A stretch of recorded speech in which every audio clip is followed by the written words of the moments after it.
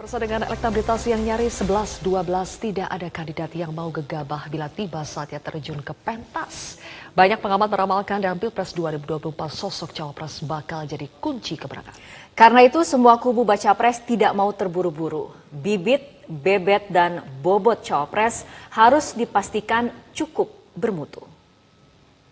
Cawapres, kami belum menerima proposal apapun, namun sudah memahami dan mengetahui untuk adanya usulan nama dari partai yang kemudian mengusulkan.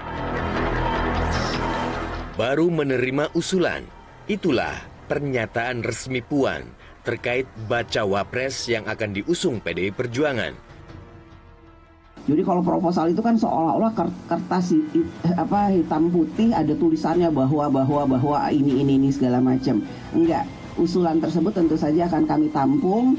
Nama-nama yang waktu itu saya sebutkan, salah satunya bacawa presnya Mas Ahaye di Partai Demokrat. Pertemuan Puan Maharani dan Agus Harimurti Yudhoyono jadi sorotan usai Puan menyebut nama Ahaye masuk bursa bacawa pres PDI Perjuangan. Puan adalah anggota tim khusus penjaringan bacawa pres Ganjar Pranowo bersama Megawati Soekarnoputri dan Prananda Prabowo. Namun PDIP dan Puan menepis tudingan penyebutan nama Ahaye bertujuan mengganggu Koalisi Perubahan untuk Persatuan yang tengah sibuk mematangkan bacawa pres Anies Baswedan.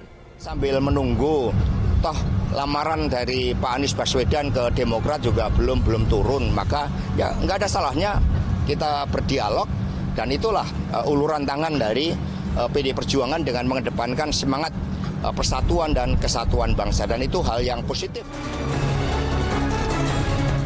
Relasi Partai Demokrat dan Koalisi Perubahan untuk Persatuan memang tengah mendapat ujian. Sejumlah elit Partai Demokrat mewacanakan evaluasi dukungan terhadap Anies Baswedan bila nama bacawa presnya tidak segera dideklarasikan. Namun sikap resmi Partai Demokrat tetap sesuai kesepakatan, yaitu menyerahkan keputusan soal cawapres kepada Anies Baswedan. Capresnya jelas Mas Anies Baswedan, keputusan siapa cawapresnya kita serahkan kepada Mas Anies selaku capres. Itu piagam koalisi yang sudah kami tanda tangani, sudah kami sepakati. Kami sampai dengan hari ini, saat ini terakhir komunikasi dengan ketum kami Mas Ahaye, kita terus komitmen. Berbagai survei menunjukkan elektabilitas tiga baca pres bersaing ketat. Hasil survei Indopol misalnya, elektabilitas Prabowo berada pada angka 31,21%, disusul Ganjar pada angka 30,48% dan Anies Baswedan pada angka 26,53%. Sedangkan dalam simulasi top of mind, perbedaannya lebih tipis lagi. Prabowo mendapat angka 24,68%, Ganjar 24,19%, dan Anies Baswedan 20,4%. Dengan elektabilitas yang nyaris 11-12, tidak ada kandidat yang mau gegabah bila tiba saatnya terjun ke pentas. Banyak pengamat meramalkan, dalam Pilpres 2024, sosok cawapres bakal jadi kunci kemenangan. Karena itu, semua kubu tak mau terburu-buru dan mencari momentum yang presisi kapan itu akan kita umumkan, tapi deadline-nya kan sudah ada ya, 16 Juli maksimal, yaitu kesepakatan bersama. Bukan hanya Mas Anies ya, Mas Anies sudah menyampaikan itu kepada ketua-ketua umum. Setali tiga uang dengan kubu Ganjar Pranowo, walau telah resmi menjalin kerjasama, Ibu Mega belum juga memberi lampu hijau kepada sosok cawapres yang diajukan P3. Beliau pernah menjadi calon gubernur dan kemudian turun menjadi wakil gubernur DKI, dan itu liputannya, exposure-nya sudah hampir sama dengan nasional. Beliau sudah menjadi calon wakil presiden, dan itu belum pernah dilakukan oleh kontestan yang lain yang namanya muncul belakangan ini. Kemudian yang kedua, kelebihan Pak Sandi adalah tentu tingkat elektabilitasnya yang tinggi. Kita tahu persis bahwa pilihan langsung mensyaratkan dukungan elektoral yang cukup untuk membuat dia bisa dipilih oleh rakyat kita. Kemudian yang ketiga, kelebihan Pak Sandi adalah brand atau novelty yang dimilikinya, di mana Pak Sandi tentu lekat dengan fans emak-emak dan juga milenial. Dalam proses penjaringan, bibit, bebet, dan bobot bacawa pres sangat diperhitungkan. Apalagi PDIP mengantongi tiket emas untuk berkontestasi tanpa perlu koalisi. Apakah Sandi dinilai memiliki cukup modal untuk mendongkrak popularitas Ganjar? Timbangannya elektoral, maka perlu dilihat kekuatan dan kelemahan Mas Ganjar sebagai calon pengantin yang sudah diusung oleh PDI Perjuangan ya. Yang pertama, Mas Ganjar itu kuat di Jawa Tengah. Di Jawa Timur unggul tapi keunggulannya menipis, tinggal 4%. Nah, Mas Ganjar lumayan lemah di Banten, di Jawa Barat, di Sumatera, dan Sulawesi. Nah, pertanyaannya, Mas Sandi punya nggak semacam resep untuk mengobati kelemahan elektoral Mas Ganjar? Walau kekuatan elektoralnya belum terbukti, kekuatan logistik Sandi sudah cukup teruji. Dalam Pilpres 2019 misalnya, Sandi mengakui merogoh kocek sekitar 1 triliun rupiah.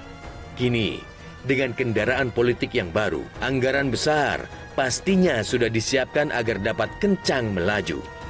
Kita tahu persis pemilihan langsung ini membutuhkan biaya tinggi, 831.000 TPS dan keliling di 514 kabupaten kota seluruh Indonesia. Itu tentu pakai tiket, bukan hanya sekedar pesawat, mungkin lebih dari pesawat begitu ya, karena banyak daerah-daerah yang tidak terjangkau di seluruh Indonesia. Dan yang mungkin tidak kalah pentingnya, modal endorsement dari Presiden Joko Widodo yang dipercaya bakal mendongkrak elektabilitas Sandiaga. Bahwa inilah bahagian dari upaya Pak Jokowi untuk memastikan agar semua legacy yang memang multi-year sekarang ini banyak belum selesai. Begitu pula koalisi pendukung Prabowo.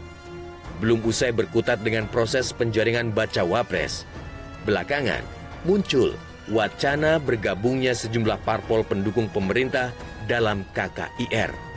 PAN misalnya berupaya menawarkan Erick Thohir sebagai pendamping Prabowo. Begitu pula dengan Partai Golkar yang berupaya menjodohkan Prabowo dengan Erlangga Hartarto. Pak Erlangga yang ditetapkan oleh Partai Golkar, maka dia harus melakukan dengan tim yang telah dipersiapkan, telah dibentuk, yang telah ditugaskan, melakukan lobby-lobby politik dengan semua partai. Nah, itulah Pak Erlangga sangat intens sekarang untuk melobi kepada Partai Gerindra, PKB, PAN. Lalu bagaimana hasrat PKB untuk mengusung Caimin sebagai capres atau cawapres? Walau komunikasi politik kurang menguntungkan PKB, Caimin tetap optimistis KKIR masih solid.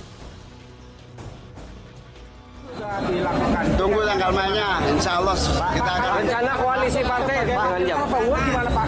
Insya Allah segera. Namun belakangan, Caimin justru merapat ke Gibran.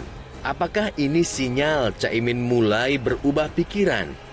Apakah kunjungan Caimin ke Solo untuk berburu restu Presiden Joko Widodo? Secara matematis, perpaduan Ganjar dengan Caimin cukup manis.